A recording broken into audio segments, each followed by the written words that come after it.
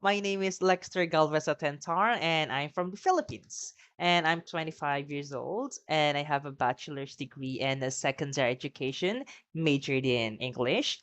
And I have acquired that in the year 2023. So, also, as for my personal hobbies, I really love sports, especially volleyball, and I love to do some coachings and also communications. So sometimes one of my teachers, colleagues before, they want me to present in front of the parents or do some presentations and such. And also, as for my things or my interests, I really love to communicate. So it may be like on the business field. Sometimes my parents wanted me to communicate with someone, or even my partner wanted me to talk about someone. They told me that I have that kind of talent and I really love it. So on the other hand, I also do some streaming. So way back like 2 years or 3 years ago, it was in pandemic. I usually do some live streaming. So I do some mobile games also, or maybe some PC games. And then as of this moment, I'm also doing some streaming. So I have continued this one for a few weeks ago. I'm just trying to make it up. And also, on the other, let's go further about my experiences using the AI. That could be the chat GPT.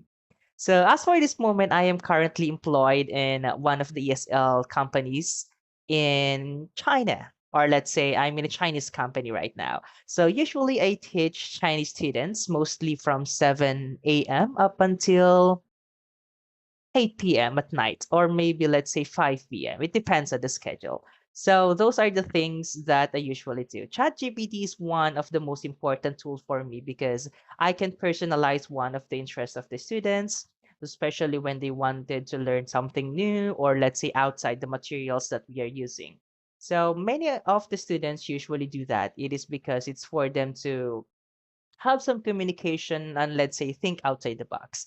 And also I'm the kind of person who loves to solve some problems depending on my students or maybe depending on the problem of course. So I'm just trying to find some solutions right away so there could be no problems in the future, and I love to make it in detail.